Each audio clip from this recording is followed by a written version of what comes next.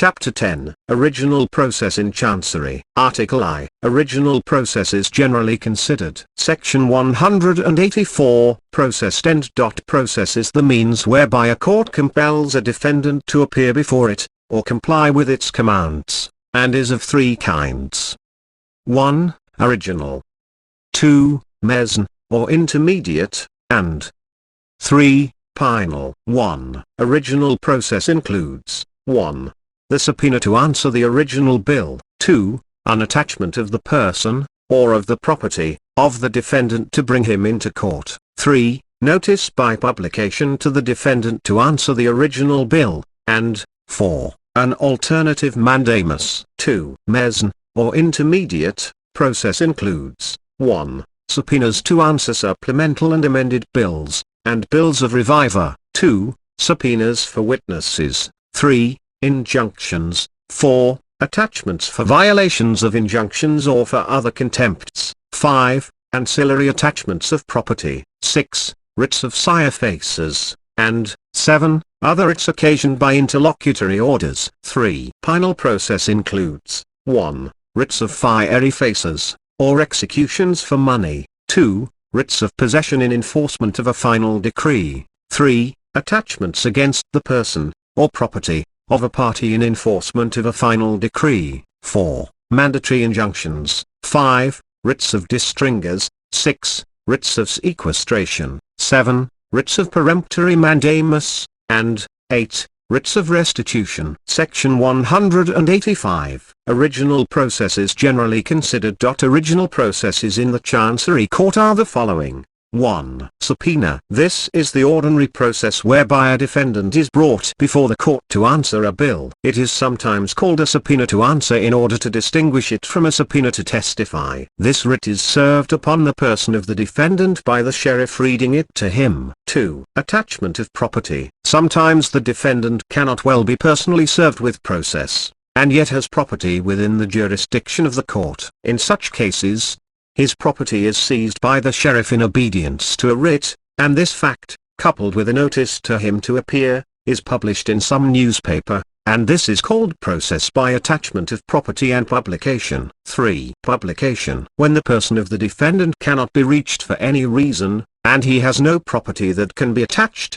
he may be brought before the court by a notification to appear, published in a newspaper. This sort of process is called process by publication. 4. Attachment of the person. When a defendant violates some process, order, or rule, of court, he is in contempt. In such cases, an order is issued to bring him before the court under arrest. This is termed process of contempt, or attachment of the person. When a defendant, upon whom a subpoena has been served, fails to answer, the complainant may have his person attached, and held in custody, until he answers. This writ is not strictly original, but rather ancillary to the original writ, but, inasmuch as it compels the defendant to answer the original bill, it is here considered. No person can be bound or affected by any judicial proceedings, unless actually, or constructively, notified thereof, previous to such proceeding. Actual notice consists of the service of process upon him in person. Constructive notice may consist of 1. Indirect service of process, by leaving a copy at his usual residence, when he evades service, or 2. Of seizing his property, and by publication of the fact and of the suit in a newspaper, or 3. By publication of the suit without seizure of his property. Where a statute authorizes judgment to be taken summarily, on motion without notice, the defendant, who entered into the obligation on which the judgment is taken, is presumed to have waived notice, and consented in advance to such judgment, when he signed the obligation, he being presumed to know that the law allowed judgment in such a case, without notice to him. 5. Alternative mandamus. This writ will be considered hereafter in connection with suits for a peremptory mandamus, of which the Chancery Court now has jurisdiction. Section 186. When original process may be issued, and executed, on Sunday. Civil process, including subpoena to answer, may be issued on any day, and at any hour of the day, but it cannot be issued on Sunday, unless the party applying therefor, or his agent, or attorney, make oath, or affirmation, that the defendant is removing, or about to remove, himself or property beyond the jurisdiction of the court in which the bill is filed. This affidavit should be endorsed on the back of the process, and the clerk and master should state under the affidavit that the process was obtained on the affidavit. This affidavit and statement may be as follows. Affidavit FOB process on Sunday. John Doe versus Richard Roe, J. In this cause, John Doe, or Frank Diligent, agent, or attorney, of John Doe, makes oath, or affirms, that the defendant, Richard Roe, is removing, or about to remove himself, or property, beyond the jurisdiction of the court, and he prays that a subpoena to answer, or an attachment, or injunction, or nexiat, may issue and be served instanter. John Doe, sworn to and subscribed before me, April S. 1891. N.H. Greer, C. and M. _. This writ was obtained on the preceding oath, and the sheriff will execute it today. April S. 1891. N. H. Greer, C. and M. Upon receipt of such a writ, it is the duty of the officer to whom it is addressed to execute it on Sunday, and he should use great diligence in so doing. The sheriff cannot, however, execute civil process on Sunday in any other case, unless it shall appear to his satisfaction that the defendant is about to leave the country, or state. Article 2. Subpoena to answer. Section 187. Form of the subpoena. A subpoena implies a penalty, and formerly there was a pecuniary penalty prescribed in the writ for failure to obey it, but the present form of the subpoena contains no penalty. Indeed, a subpoena is now merely a summons. The following is their statutory form of a subpoena to answer. State of Tennessee, Blount County.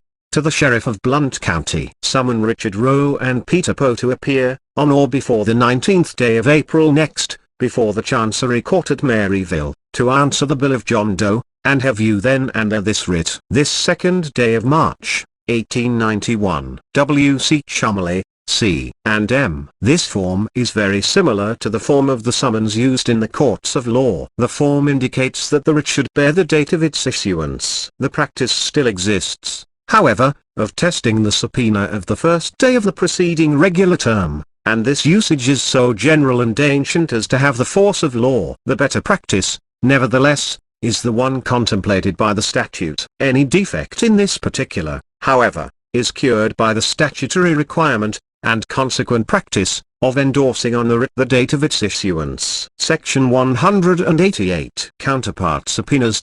When there are defendants in another or other counties from that in which the bill is filed, the complainant may cause counterpart subpoenas to be issued to any county or counties where any of the defendants are most likely to be found. But where the suit is brought on negotiable paper, service of a counterpart writ on a joint drawer or maker will not be sufficient to hold him to answer the bill, unless the original writ has been executed on a joint drawer or maker.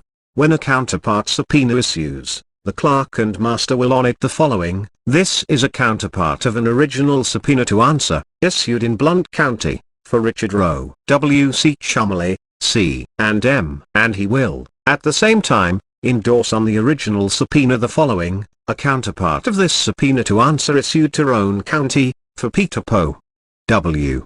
C.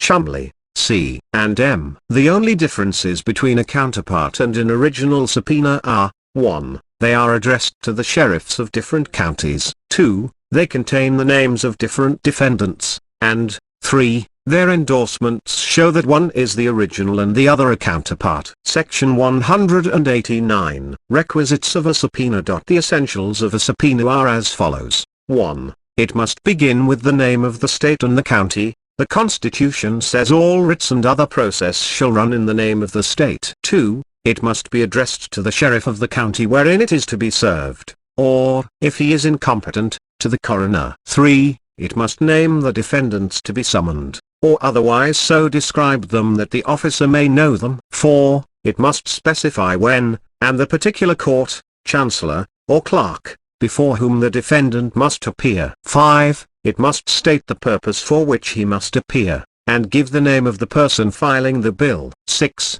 It must be dated, or at least must have the date of its issuance endorsed on it. 7. It must be signed by the clerk and master, or his deputy. If these requirements are substantially complied with, the subpoena will be sufficient, immaterial errors of form or substance being disregarded. Section 190. Return day of subpoenas. The subpoena must show on its face when and where the defendant must appear. If the subpoena be to answer an original bill, it may require the defendant to appear before the court on or before the first day of the next regular term, or it may require him to appear at a rule day, fixed by a rule of the court, but subpoenas to answer supplemental and amended bills, and bills of reviver, and all other mezzanine subpoenas, shall require the defendant to appear at a rule day. When the subpoena is returnable to a rule day, it may require the defendant to appear at the office of the clerk and master of the Chancery Court. The court is held in the courtroom, and it would be misleading to summon the defendant to appear before the court on a rule day, when there is no court on that day, except such as is held by the master in his office. The defendant, however, is expected to know that the proper place for his appearance is the master's office. Section 191. Issuance of subpoenas. Upon the bill being filed and the required security given,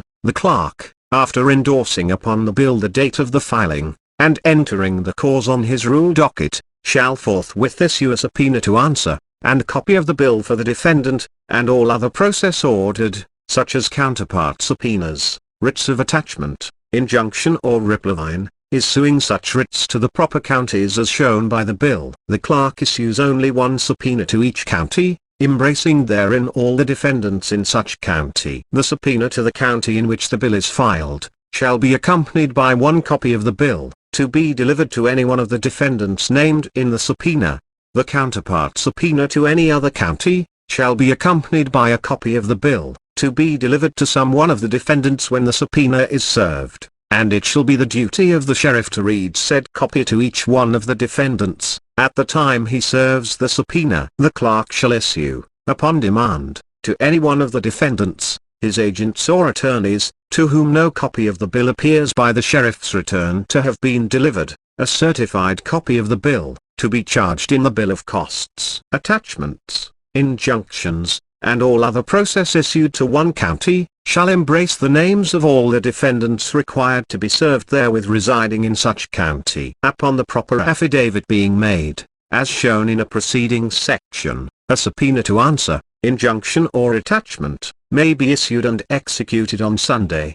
Section 192. Service of the subpoena. The sheriff shall, with all reasonable speed, obey the command of the subpoena, by serving it on the persons named, and returning it on or before the day named therefor, and in executing the subpoena he is bound to use a degree of diligence exceeding that which a prudent man employs in his own affairs. Subpoenas to answer are served by reading them to each defendant specified therein, and if the defendant evade, or attempt to evade, the service of such process, the sheriff shall leave a copy of the subpoena at the usual residence of the defendant, which will be a sufficient service. The following are forms of returns showing how the sheriff has executed the subpoena. Sheriff's returns on subpoenas came to hand the same day issued, or April 2, 1891, executed in full as commanded by reading the within writ to both Richard Roe and Peter Poe, and by leaving a copy of the bill with Peter Poe, and a copy of the subpoena with each of defendants, this April 3, 1891. J. M. Armstrong, Sheriff, came to hand the same day issued. The defendant, Richard Roe, not found in my county. Peter Poe was found, but evaded the service of the writ by hiding in his house. I, therefore, left a copy of this writ, and a copy of the bill, at his usual residence, with his daughter, Jane Poe, and returned this writ executed as to him. Richard Roe lives in Morgan County. April 3, 1891. J. M. Armstrong, Sheriff, came to hand April 2, 1893. Search made, and the defendant, Roland Roe, not to be found in my county. June 2, 1893. Thomas C. Holloway, Sheriff. All of the defendants must be served with process, whether natural persons or corporations, male or female, or adults, married or single, sick or well, sane or insane.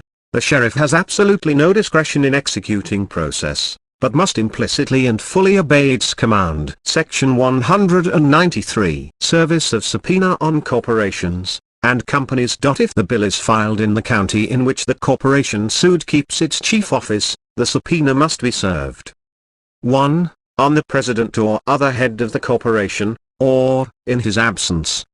2. On the cashier, or, in his absence. 3. On the treasurer or, in his absence. 4. On the secretary, or, in his absence. 5. On any director of such corporation, but, if neither the president, cashier, treasurer, or secretary resides within the state, then 6. The subpoena may be served on the chief agent of the corporation residing in the county where the bill is filed. If a corporation, company, or individual, has an office, or agency, or resident director, in any county other than that in which the chief officer or principal resides, service of process may be made on any agent or clerk employed therein, in all suits brought in such county against said corporation, company, or individual, growing out of, or connected with, the business of the corporation, company, or principal. If a county is sued, the subpoena may be served on the county judge, or chairman of the county court. If an incorporated town is sued, the subpoena will be served on the mayor or other head of the corporation. 1. Foreign corporations doing business in this state are subject to suit here as to any transaction had, in whole or in part, within this state, or as to any cause of action arising here, but not otherwise, and are served with process in the same manner as domestic corporations, provided they have an office, agency or resident director in the county where the suit is brought. But a foreign corporation having no office or agent in this state, can only be brought into court by service of subpoena upon some agent or representative, and by notice mailed to it by the clerk and master, and by service of notice and copy of the process and return thereon by the complainant, or good excuse shown for not making such service. The sheriff need not show in his return, that the person served is the president, or other head of the corporation, or the cashier, treasurer, secretary, director, agent or clerk, nor need he show the absence of the officers preceding the one actually served. 2. Foreign insurance corporations and companies, including fire, life and accident, or casualty, and all foreign fraternal beneficiary associations, are brought into court by service of subpoena upon the state insurance commissioner, who is their attorney for that purpose, service being made on the commissioner by the sheriff of the county where the commissioner has his office. But foreign insurance companies doing business in this state through brokers are brought into court by service of subpoena upon an attorney designated by the defendant corporation in the county where the complainant resides,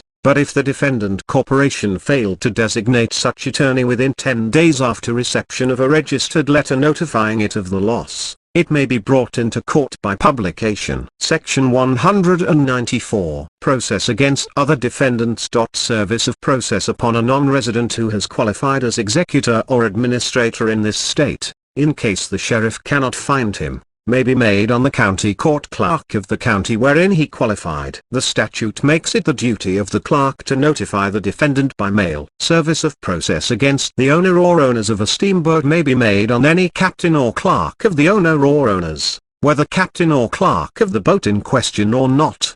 Section 195. Alias Process. If a subpoena to answer is returned not executed, the complainant may have an alias or pluries subpoena. If the subpoena is returned not to be found in my county, as to any defendant who is a resident of the county, the complainant may have either an alias or a pluries subpoena for such defendant, or may, at his election, have a judicial attachment against the estate of such defendant. Or, the complainant may have publication made to bring the defendant before the court. Or, the complainant may amend his bill, if the facts warrant it, and allege any of the statutory grounds for dispensing with personal service of the subpoena, and have notice given the defendant by publication. Or, instead of amending his bill, he may file a separate affidavit stating the necessary facts. Alias subpoenas, taken out at any time after the return of the original, may be returnable to any Monday of the term, as shown elsewhere. Alias and pluries subpoenas differ in form from original subpoenas only in the opening words of the command. Article 3, Process by Publication. Section 196. When process by publication is allowed. As courts of equity ordinarily act in personam,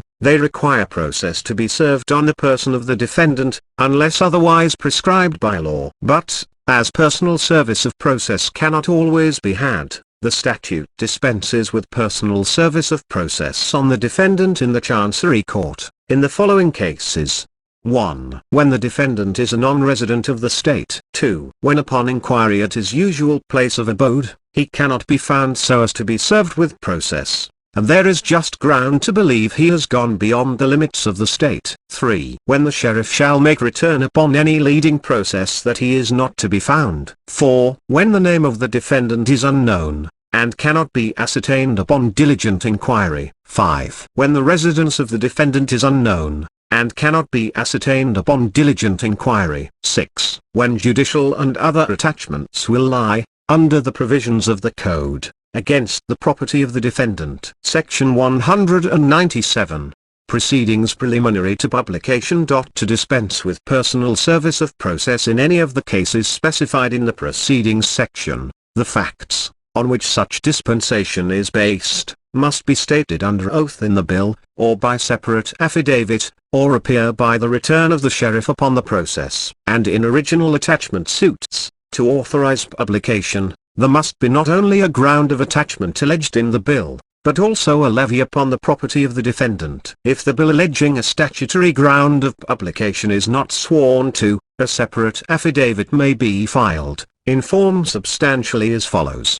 Affidavit for publication. John Doe versus Richard Rowe, et al. Number 618. John Doe, or Jacob S. Graves, solicitor of John Doe, makes oath that Charles Rowe, one of the defendants in this cause, is a non-resident of the state, or that the residence of Charles Rowe, one of the defendants in this cause, is unknown, and cannot be ascertained upon diligent inquiry, and that the names and residences of the parties sued as the heirs and other representatives of George Rowe, deceased, are unknown, and cannot be ascertained upon diligent inquiry. He, therefore, prays that publication be made to bring said defendants before the court. John Doe, sworn to and subscribed before me, this April 12, 1891. Kirimakov, C. and M. The requirements of the Code, in reference to the procedure necessary to justify a publication, do not limit the power of the court to order publication in any of the specified cases, when satisfied that the ground therefore exists and,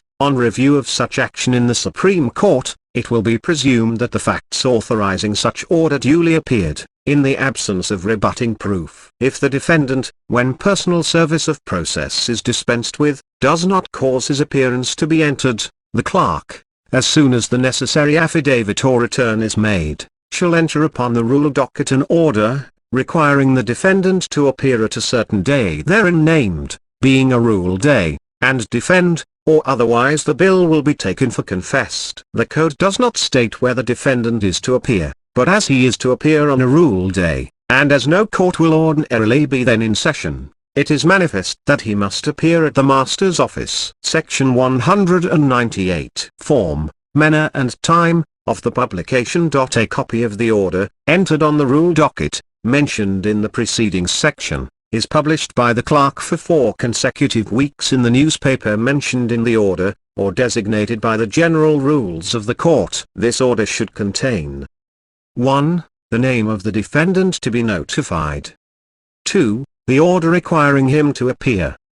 3. The style of the court before which, or before the clerk of which, he must appear. 4. The time when, and the place where, he must appear. 5. The purpose for which he must appear, specifying the name of the person filing the bill, or the style of the suit against which he must defend. 6. The fact that the bill will be taken for confessed if he fails to appear and defend. 7. The date on which the order was made. 8. The name of the clerk and master, or his deputy, making the order, and 9. When the suit is against an unknown defendant, The order of publication should also describe such unknown party as near as may be, both by the character in which he is sued, and by reference to his title or interest in the subject matter of the litigation. It is not necessary that the foregoing constituents of the order of publication should be stated in the order of succession given above. A substantial observance of the requirements will be sufficient. The following is the usual form of an order of publication. To Peter Poe, John Doe vs. Richard Roe and Peter Poe in the Chancery Court at Clinton, Tennessee. In this cause, it appearing from the bill which is sworn to, or it appearing by affidavit, or by the sheriff's return, that Peter Poe, one of the defendants, is a non-resident of the state, he is, therefore, hereby required to appear, on or before the first Monday of June next,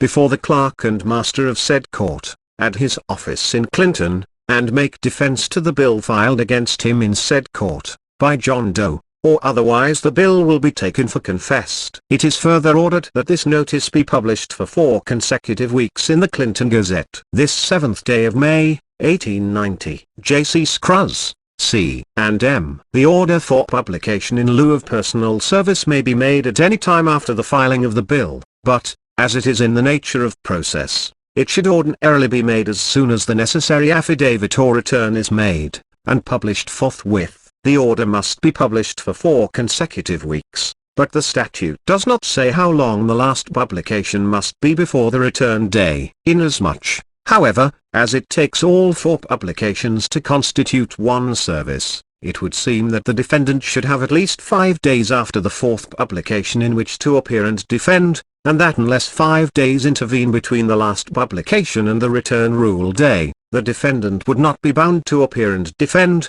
until the rule day next after the one named in the order.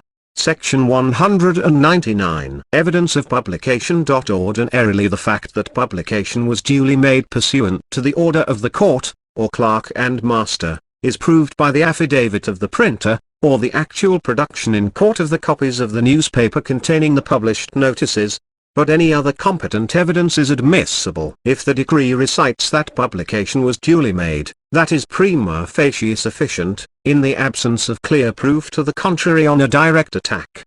Section 200. Effect of publication, when publication has been duly made in direct attack. Pursuance of an order duly made, and the day of appearance has arrived, the defendant is in court, and is as much liable to interlocutory orders as though actually served with subpoena, and the court may bind him by its orders in relation to taking proof, fixing a day for the hearing, appointing receivers, and by a pro confesso for want of an answer. Article 4. Attachment to compel an answer. Section 201. When an attachment may be had. When the complainant calls upon the defendant to make a discovery under oath as to the matters charged in the bill, he has a right to such a discovery, and the defendant, if served with subpoena, cannot lawfully deprive him of that right, by refusing to answer. Ordinarily, in such cases, the complainant is content to have his bill taken for confessed, but occasionally he cannot get full relief without a discovery. In such a case, he may proceed against the defendant by process of contempt, to compel an answer. This process of contempt is an attachment for the body of the defendant, and may be had either upon order of the Chancellor, at the instance of the complainant, or from the master direct, when the time for answering has expired. Before an attachment can be had, however, it must appear by the return, or affidavit, of the proper officer, that the subpoena to answer was duly served on the defendant. If a married woman be in contempt, her husband must, also, be included in the attachment, unless she has obtained leave to answer alone, or it appears by affidavit that her husband cannot control her, or is out of the state. But the husband, if in the state, must obtain leave to answer separately, or he will be held liable to be attached along with his wife, and so, the wife is not bound to acquiesce in her husband's answer, and may obtain an order to answer separately. Section 202. Form of an attachment. An attachment is in the nature of a capias or warrant of arrest, and requires the sheriff to take the body of the defendant into his custody, and bring him before the court. The following is the ordinary form of an attachment for contempt. The State of Tennessee, County of Knox. To the Sheriff of Knox County, you are hereby commanded to attach Richard Roe, so as to have him before our Chancery Court, at Knoxville, on the 4th Monday of May next, then and the to answer touching a contempt, which he, as is alleged, has committed against the state, in not answering the bill of John Doe, and also touching such other matters as shall then and the be laid to his charge, and to perform and abide such order as said court shall make in this behalf. Herein fail not, and have you then and there this writ. W. L. Trent, C. and M. this 9th day of April, 1890. There may be alias and pluries writs of attachment, as in case of other writs. The clerk and master should endorse on the writ, the penalty of the bail bond to be taken by the sheriff. If the defendant forfeits his bond by failing to appear, an alias attachment will be issued, upon which no bail bond can be taken, and the penalty of the bond already given may be decreed to be forfeited, and collected by execution. Section 203, Proceedings upon an attachment. The attachment may be returnable to a rule day in vacation, or to some day in term time, and upon its service, bail may be taken for the appearance of the defendant at the time fixed therein. If the chancellor, or master, do not specify the penalty of the bond, the law fixes it at $250. The following is the form of a bail bond. The State of Tennessee, County of Knox. We, Richard Roe, Henry Roe, and Robert Roe, agree to pay the State of Tennessee $250, unless the said Richard Roe appears on the 4th Monday of May next, before the Chancery Court of said county, to answer a charge of contempt, in the case of John Doe vs. Richard Roe, in said court, and does not depart without leave of the court. This May 1st, 1890. Witness, J.K. Lones, Sheriff. Richard Roe, Henry Roe, Robert Roe. If the defendant fails to appear, in compliance with the terms of his bail, a second attachment issues, upon which no bail can be taken, and the penalty of the bail bond may be decreed forfeited, and collected by execution. If the defendant appears in pursuance of his bond, but refuses to answer fully, he shall be committed to jail, there to remain until he purges himself of the contempt, and complies with the requirements of the law by filing a full and complete answer. After the defendant has been arrested, if he failed to give bond, on his petition,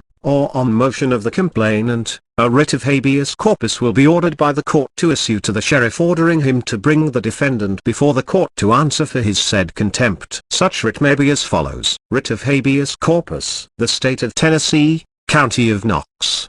To the sheriff of said county, you are hereby commanded to have the body of Richard Roe, now in your custody, before our Court of Chancery, at Knoxville, on the 21st day of November, 1895, or forthwith, to answer for certain contempts wherewith he is charged, to be dealt with as said court shall order. And have you then under this writ with your return thereon. This 20th day of November, 1895. H. B. Lindsay, Chancellor. If the writ is issued in term, it will be signed by the clerk and master. If the defendant is committed for contempt, the complainant may proceed with his action as if the bill had been taken for confessed, the allegations being taken as in all respects true. But in that case, all further proceedings for the contempt shall cease, and the court, or the judge thereof, may discharge the defendant from custody. After an attachment for contempt, no plea ordinary shall be received unless by order of the court upon motion. The court, or the clerk and master, may, however, at any time after attachment proceedings have been instituted, and even after commitment, on good cause shown, grant the defendant further time in which to file an answer. Where the defendant has been attached for failing to answer the bill, the following order may be made. Order for defendant to answer. John Doe vs. Richard Roe. The defendant, Richard Roe, having been attached, and being now in court under bond, lies ordered to file a sufficient answer to the bill, and pay all the costs of the attachment, within 48 hours, or such other time as the court may order, or the complainant may apply to the court for such further order as may be just. If the defendant continue in contempt, the court may, on application of the complainant, make the following further order. Order committing the defendant for not answering. John Doe vs. Richard Roe. The defendant, Richard Roe, having failed to put in an answer, or a sufficient answer, to the bill as heretofore ordered, upon application of the complainant, it is ordered that the defendant, Richard Roe, for such his contempt, be committed to the common jail of the county of Knox, there to remain until he shall have put in a sufficient answer to the bill of complaint in this cause, unless the court sooner orders his discharge, and the clerk and master will issue a certified copy of this order to the sheriff of Knox County, such copy to operate as a mittimus. Section 204. Effect of a contempt. It is a general rule, that a party in contempt is never to be heard. As to any matter connected with the merits of the suit, he is not allowed to make any motion, except for leave to clear his contempt. His first duty is to show to the court that he has not willfully disobeyed its process, or, if he has, that he sincerely repents. In either case, he must file or tender a full answer, and offer to pay the costs of the attachment, before he will be heard. But while a defendant will not be heard on his own motion, with the exception stated, he will not be denied the right to be heard in opposition to any motion by the other side, in reference to the litigation.